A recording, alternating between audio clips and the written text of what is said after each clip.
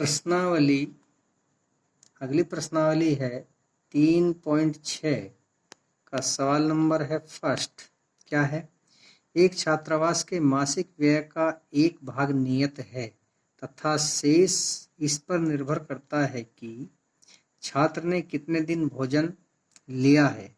जब एक विद्यार्थी ए को 20 दिन भोजन करता है तो 1000 रुपये छात्रावास के व्यय के लिए देने पड़ते हैं, जबकि एक दूसरे विद्यार्थी बी को जो 26 दिन भोजन करता है छात्रावास के व्यय के लिए 1180 रुपये देने पड़ते हैं। तब नियत व्यय तथा प्रतिदिन के भोजन का मूल्य ज्ञात कीजिए। इस सवाल को हम दो चर वाले रैखिक समीकरण द्वारा हल करेंगे। हमें ज्ञात करना है तब नियत व्यय तथा प्रतिदिन भोजन का मूल्य ज्ञात कीजिए।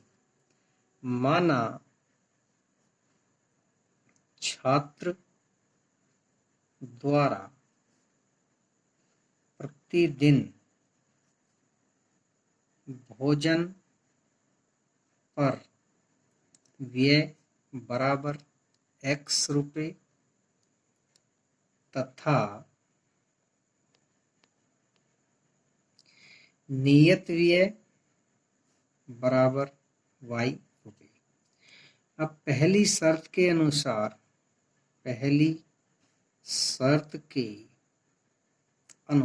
समीकरण बनाएंगे। क्या है? दिन हमारे y हैं। ए, पहली शर्त के अनुसार विद्यार्थी ए के लिए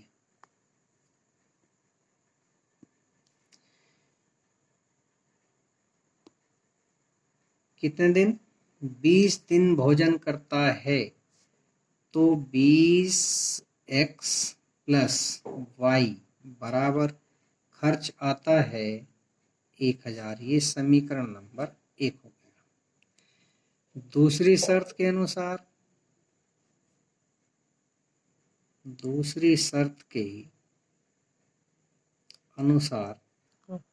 अर्थात विद्यार्थी बी के लिए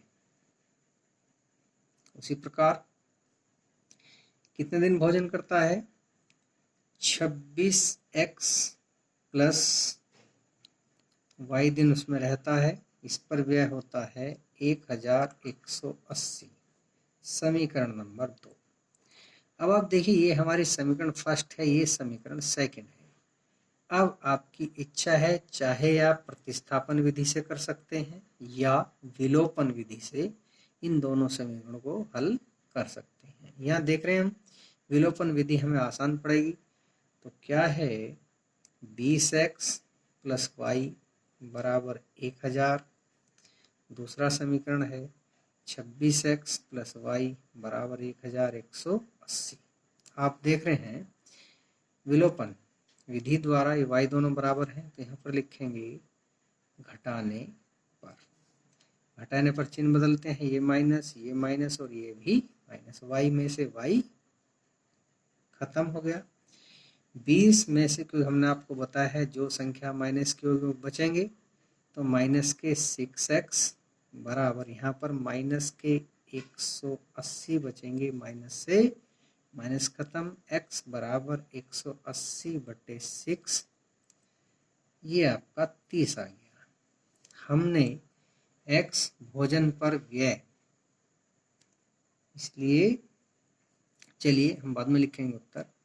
अब x का मान समीकरण फर्स्ट में रखने पर, ठीक है, समीकरण फर्स्ट हमारी ये रही, अर्थात 20 गुना x की जगह हम 30 रखेंगे प्लस y बराबर 1000, अर्थात y बराबर 1000। ये गुणा हो गया 600, इसको बराबर के दूसरी ओर ले जाएंगे, माइनस का हो जाएगा। y बराबर 1000 में से 600 घटाया 400, ठीक है। तो अब हमारा उत्तर क्या आया?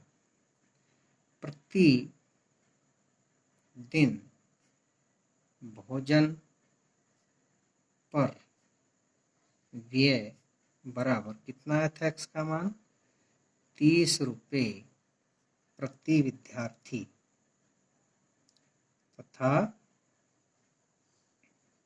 दिन भोजन पर व्यय 30 रुपये एक विद्यार्थी पर तथा नियत भाड़ा y का मान आया 400 रुपये। ये आपका सवाल जो है दो चर वाले रैखिक समीकरण विधि द्वारा और विधि लगी है इस पर विलोपन विधि, आपकी समझ में आया होगा। अब हम अगला क्वेश्चन आपको बताते हैं, क्वेश्चन नंबर 2। क्वेश्चन नंबर 30 है, यश की एक परीक्षा में 40 अंक आए जब उसे प्रत्येक सही उत्तर पर 3 अंक मिले तथा अशुद्ध अर्थात गलत पर 1 अंक की कटौती की गई, यानी इसमें नेगेटिव मार्किंग है। यदि उसे सही उत्तर पर, दूसरी शर्त है, 4 अंक मिलते हैं तथा अशुद्ध पर 2 अंक कटते हैं तो वह 50 अंक ला पाता है, तब इस परीक्षा में कुल कितने प्रश्न थे। ठीक है, माना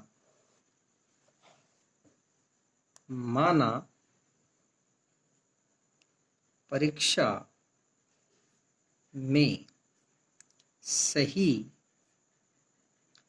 अंक पाने वाले प्रश्नों की संख्या बराबर x तथा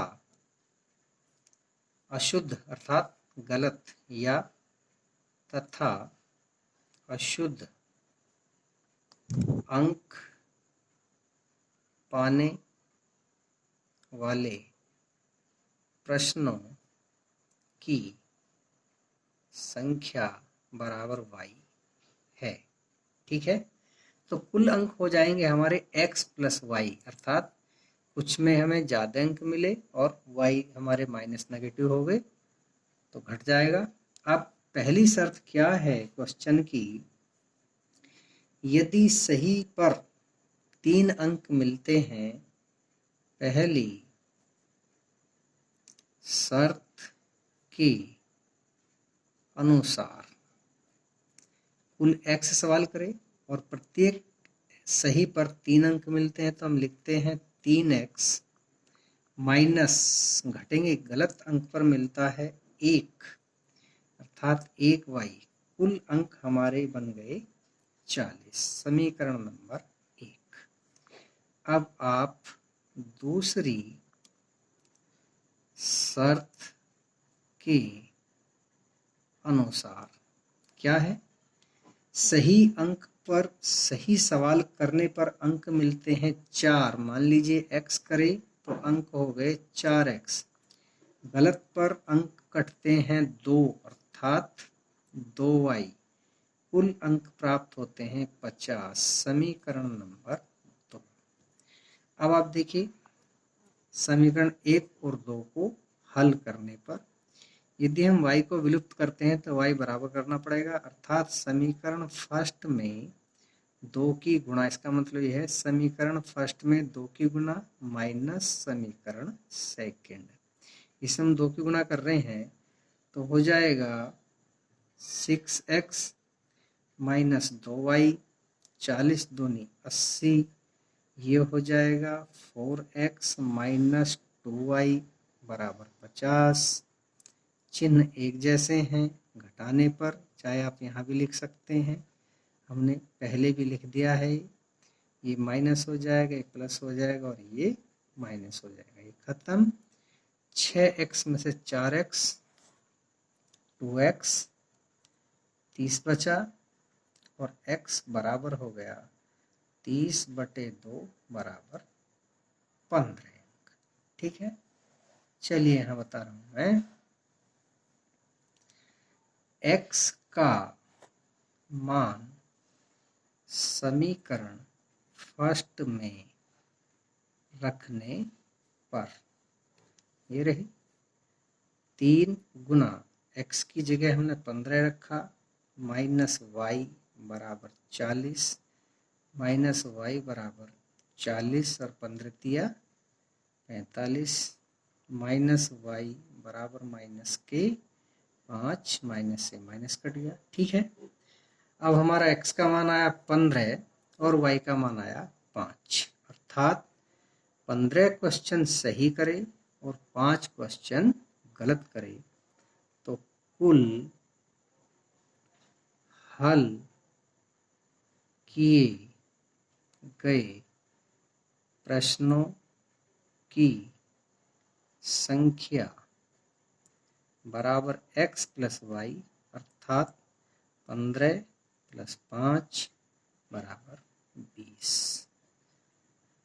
समझ में आया होगा आपकी।